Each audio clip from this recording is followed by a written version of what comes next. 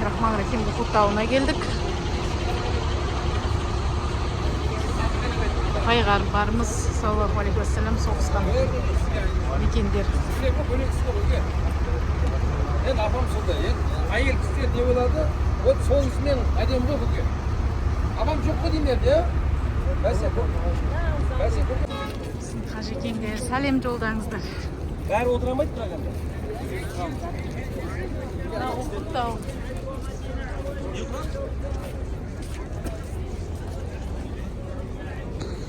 Мына Ухудқа келген қадамдарымыз Алла сауапын жазсын. Аллаху акбар.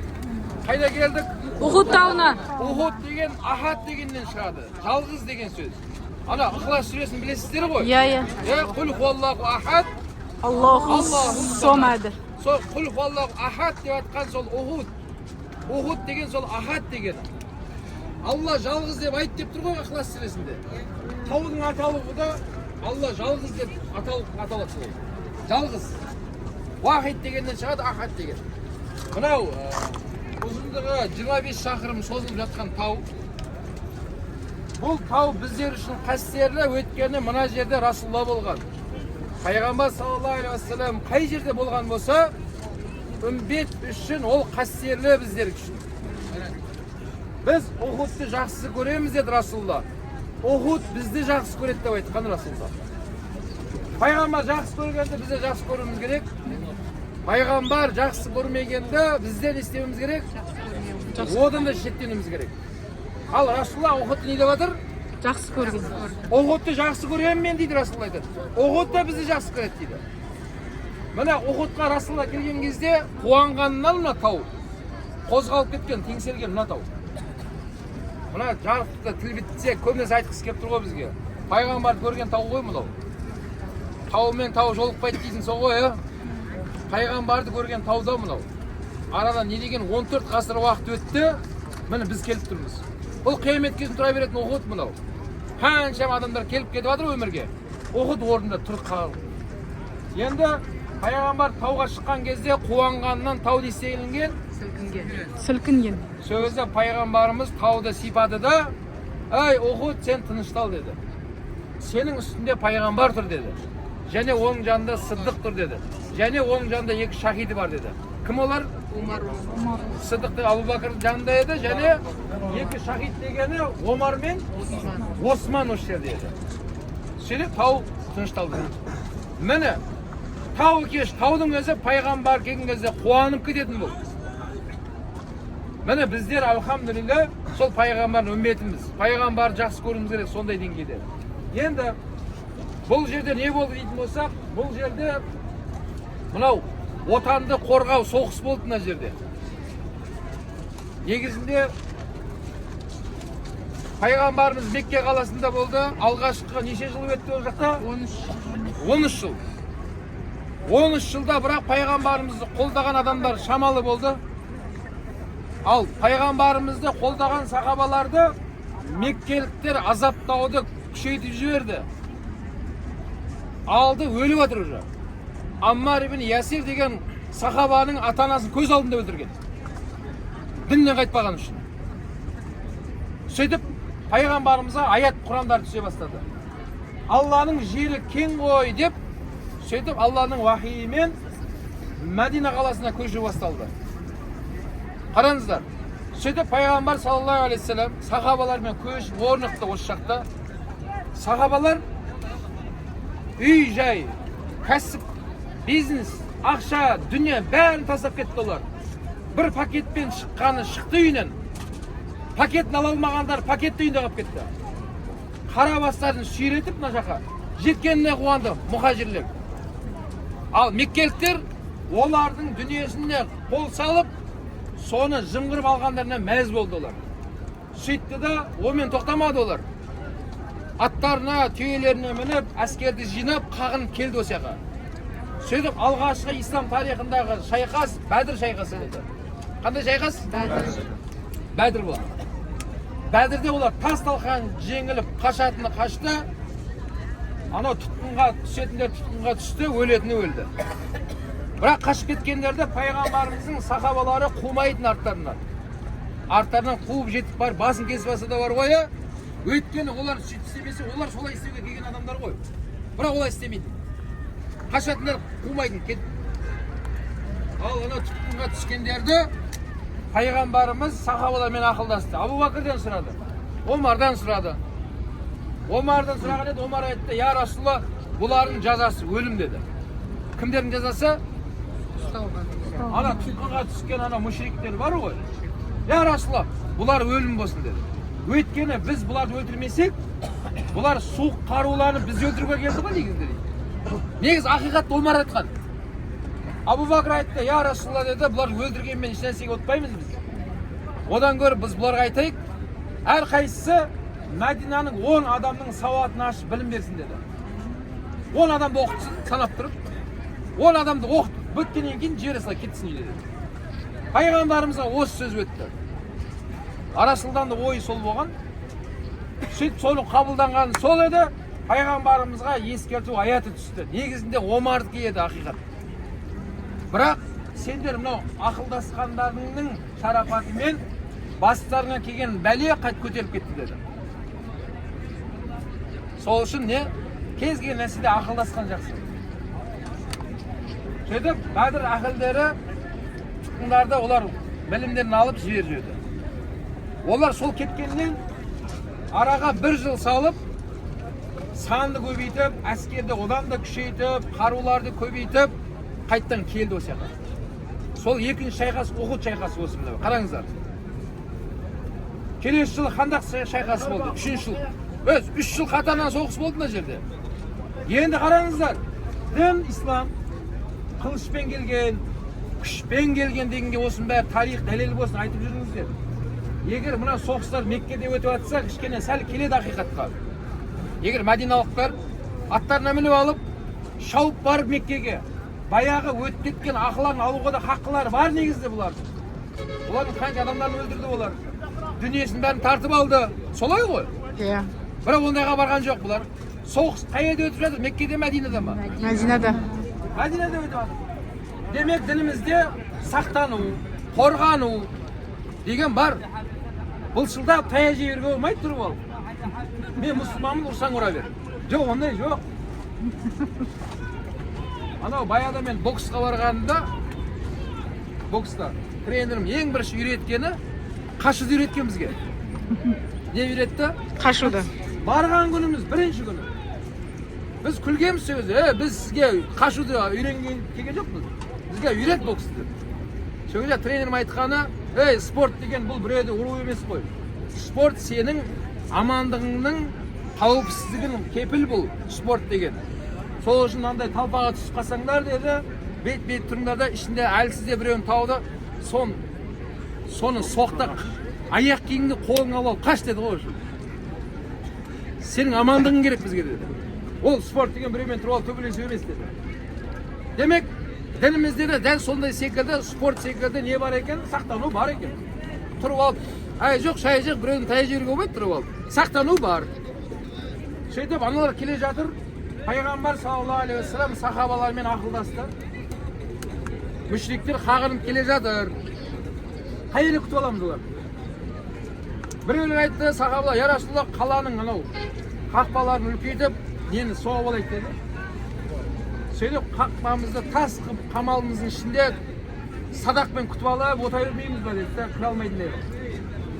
Екінші топта айтты, я Расулалла, олай болмайды, қауіпті ғой деді. Егер олар өтіп кетсе қаланың ішіне, мына жақтағы қарт кісілер, әйел бала шағалар, ол қауіпті ғой деді.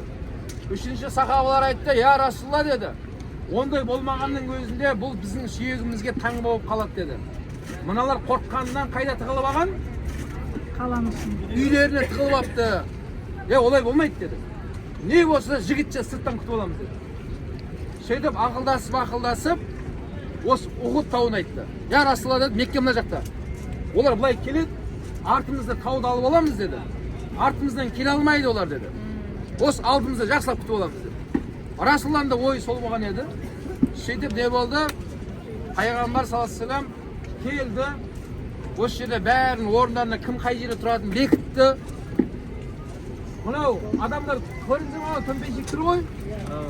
Сол жерге 50 садақшыны бекітті Расулалла. Неше садақшыны? 50. Мына көкем шай бергендей қылды ғой бәріне. Өтіп кетті болды ма? Болды ма? Болды ма? Мынау салқын екен.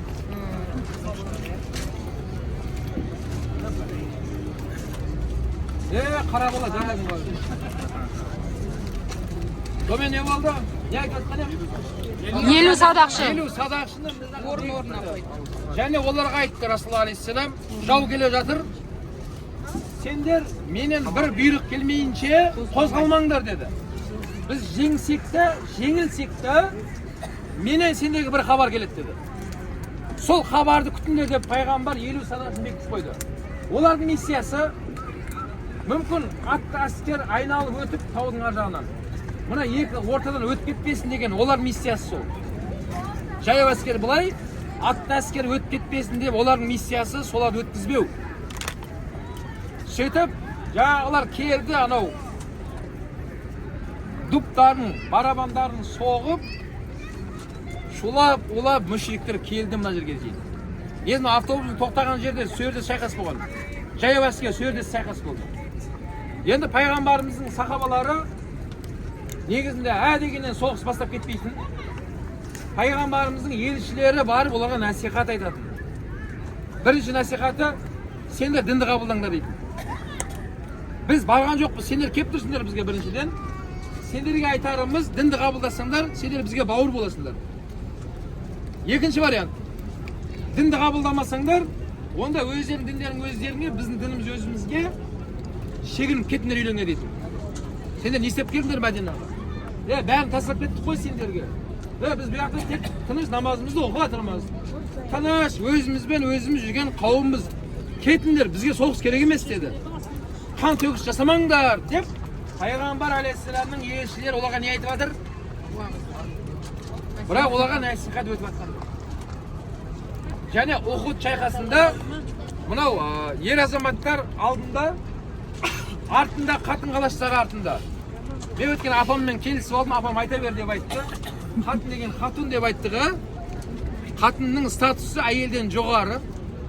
Түсірейін ба, көтерейін ба сіздерді? Көтер деді апам. Көтеріп жүр деді. Сосын қатын болып жүре беріңіздер, аман болыңыздар. Солардың да қатындары арттарында бірнеше сапты түзеп келді олар. Неге? Өткені ана Бәдірде қашып кеткендер естіген ғой қатындары. Сендер қалай сонда? Бірақта өлетінді өлді.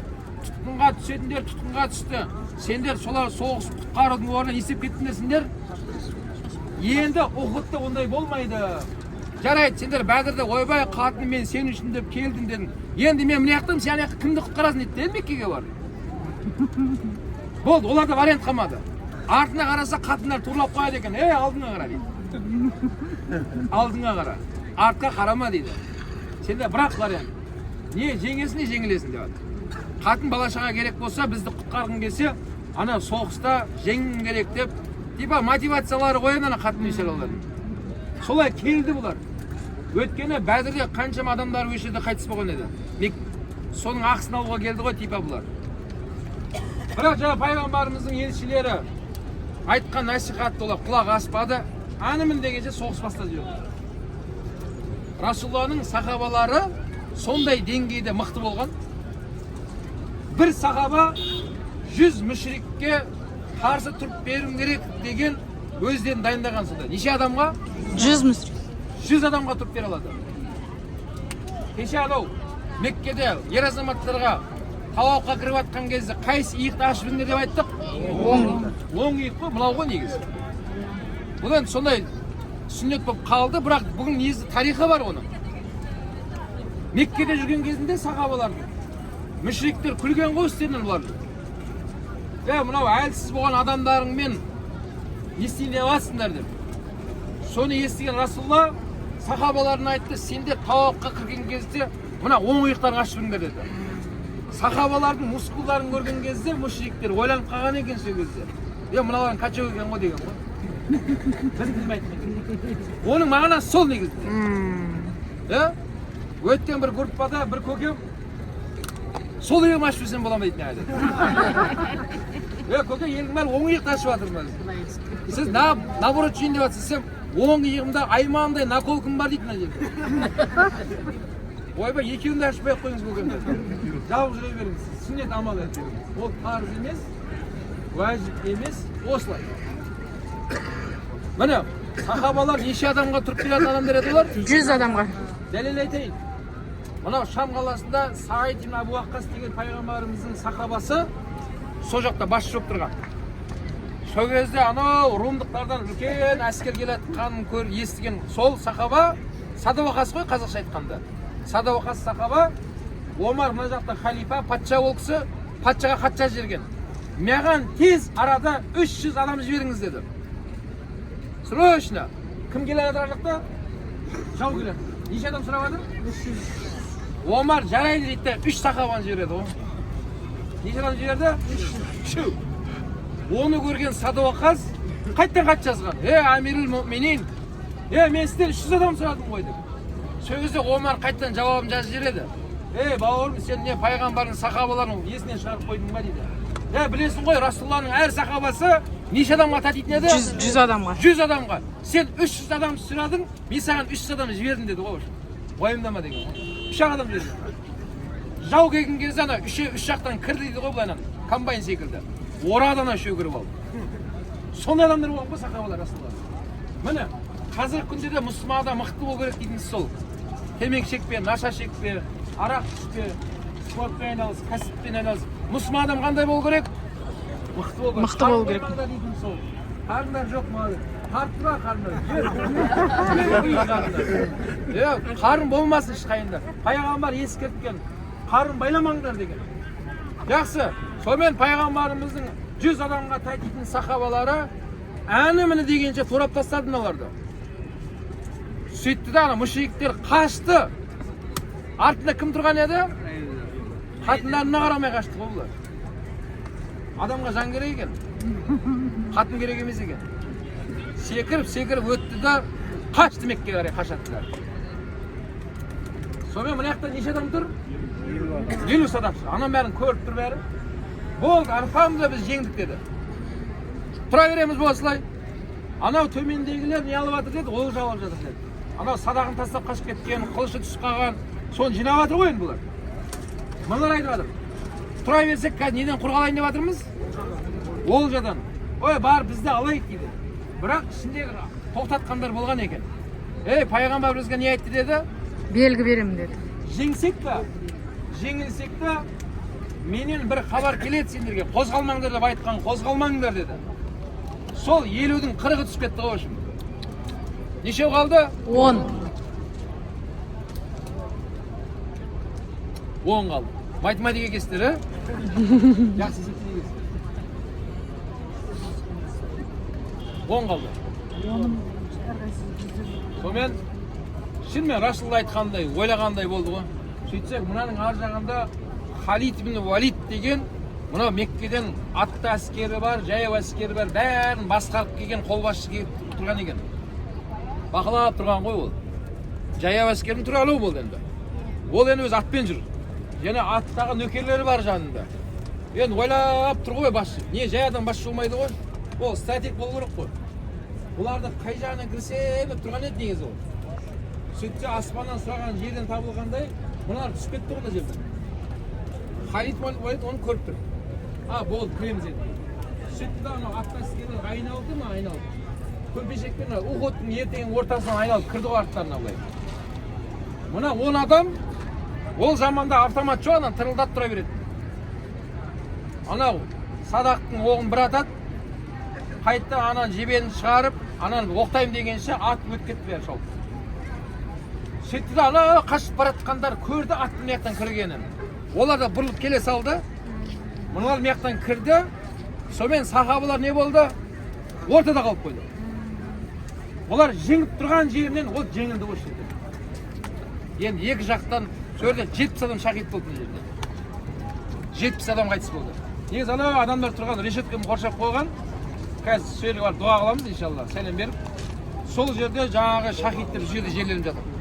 Ухудтағы шахид сахабалар осы жерде жерленген. Олардың ішінде Алланың арыстаны болған Хамза жатқан жерде. Алланың арыстаны деген лақабы бар сахаба бар. Кім ол?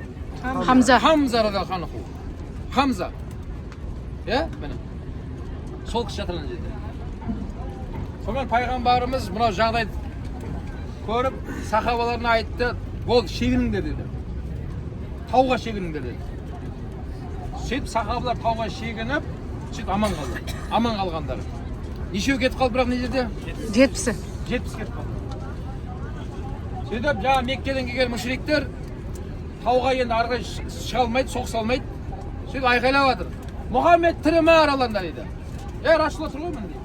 Абу Бәкір бар ма дейді. Міне Абу Бәкір, Омар. Бұлар бүткіл басшыларын сұраса бәрі тірі ғой, алхамдулилля. Сөйтіп Меккеліктер моральный жеңіліп қайтты дейді Меккеге. Біз сонда кіммен соғыстық деді. Вроде жеңген секілді болды мына жерде. Ал бірақ негізгі генералдар, басшылар, президент бәрі не болып тұр, алхамдулилля, Тірі. бәрі. Сол кезде моральный жеңілді бұлар дейді. Біз сонда кіммен соғыстық деді. Міне қаретті кішігірім айттым қазір қысқартып барынша. Ухудта осындай жағдай болды. Енді айтарым, бұл енді сондай бір жазым болды мына жерде, бұлардың тағдыры солай еді.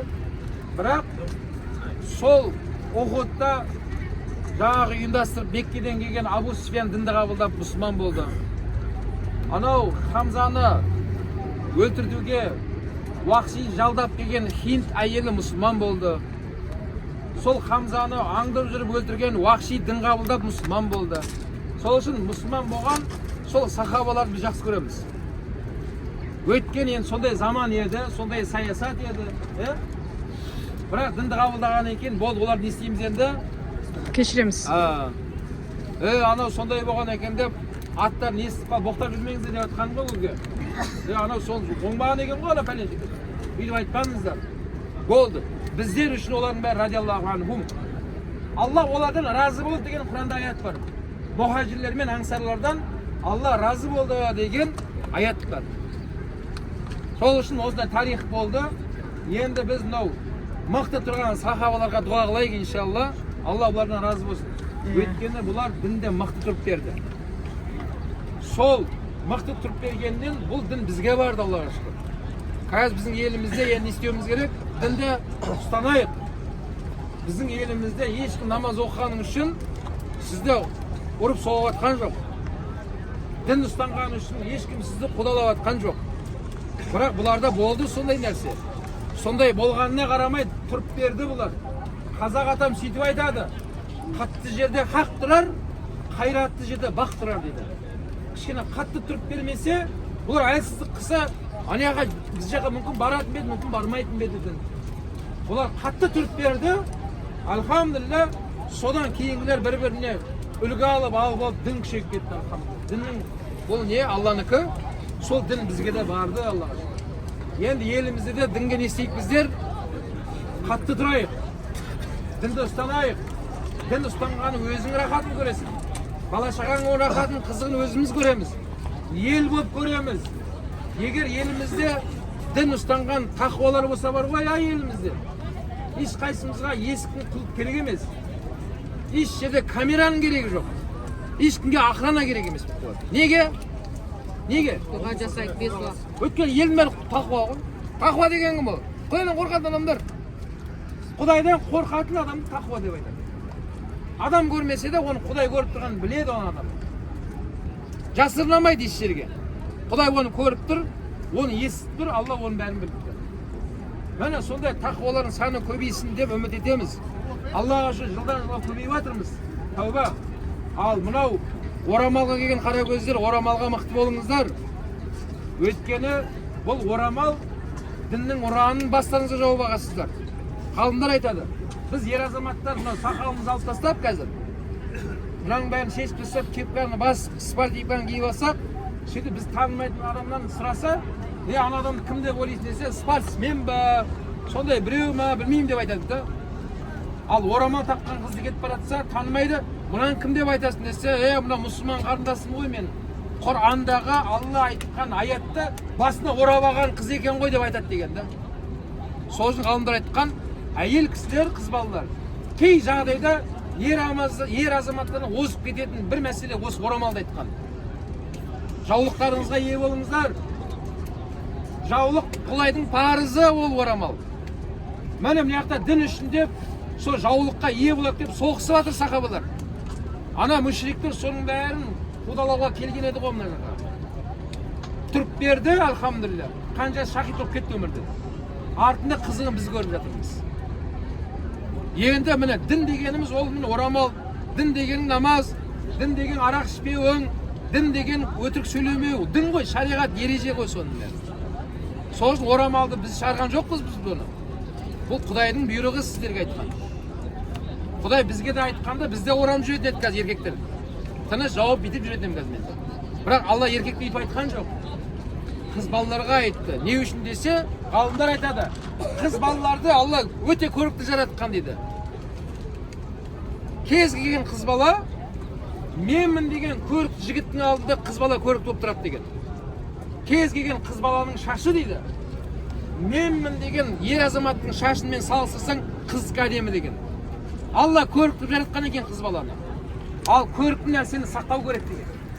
Алтын бриллианттарыңызды мен ашық айтайын, ешкім жарқыратып үйін алдына іліп қоймайды. Қайда қойып қоясыздар оны? Қоясыздар ғой, сейфке, бір жерге, банкке, тағы бір жерге.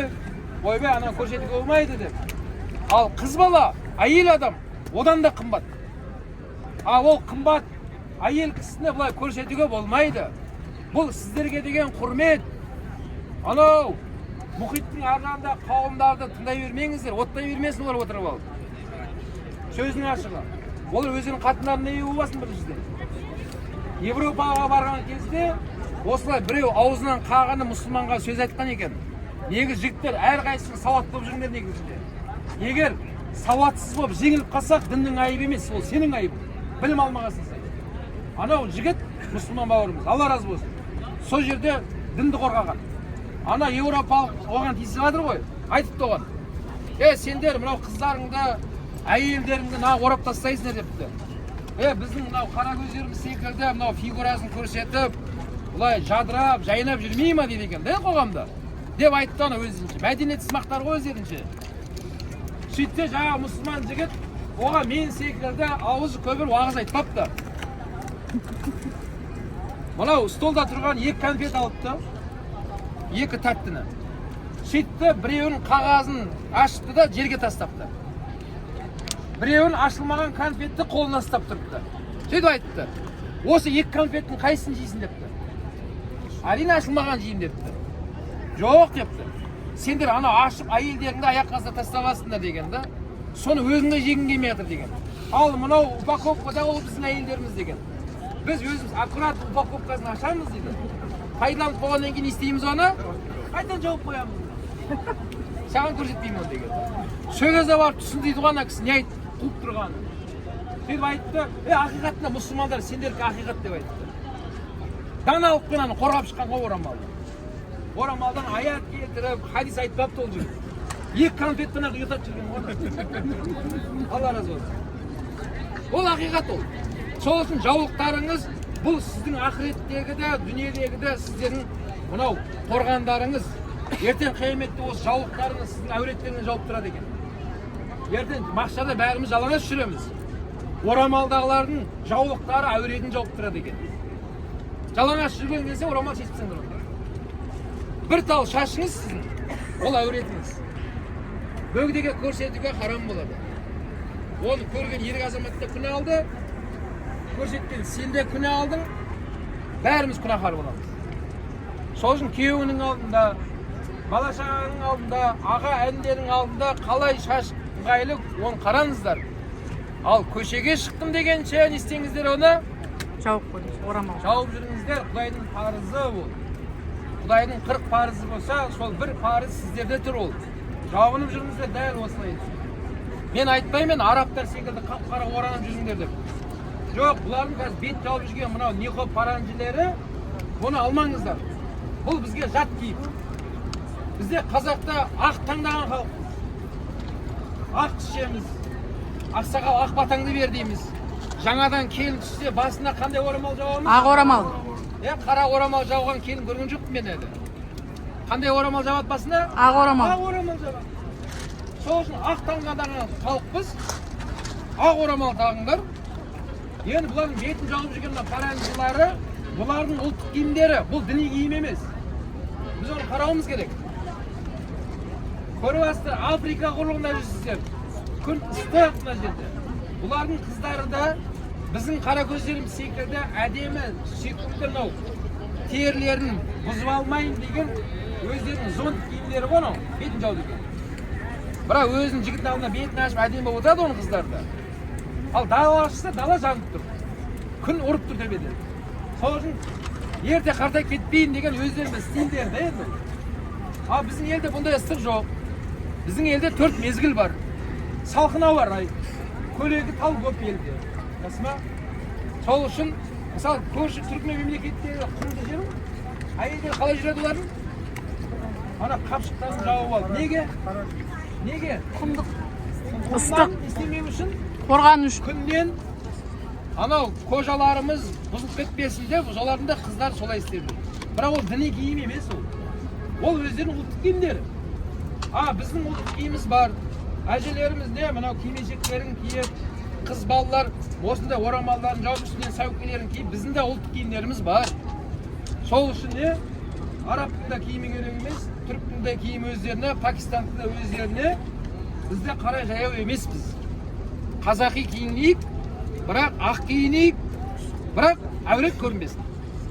Әдем сырғаңызды бізге көрсетпеңіздер. Шаштарыңызды көрсетпеңіздер. Мойындарын көрсетпеңіздер. Енді кеше айтып едім, ана жұмысқа байланысты рұқсат етпейді дегендерге де айтарым. Тым болмаса мына водолазкамен жабыңдар мынаға дейін. Орамалдарыңызды артқа былайынан бір стиліне бір дизайн жасатып алыңдар да сонымен жұмысқа бара беріңдер.